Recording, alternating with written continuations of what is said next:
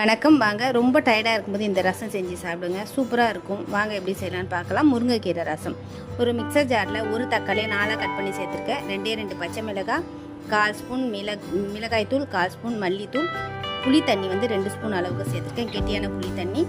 கூடவே தண்ணி தேவையான அளவு சேர்த்துக்கோங்க. இப்போ எண்ணெய் விட்டுக்கோங்க. பெருங்காயம், கடுகு, காஞ்ச மிளகாய், பூண்டு ஒரு 10 பல் தட்டி சேர்த்துக்கோங்க. வாசனையாக இருக்கும்.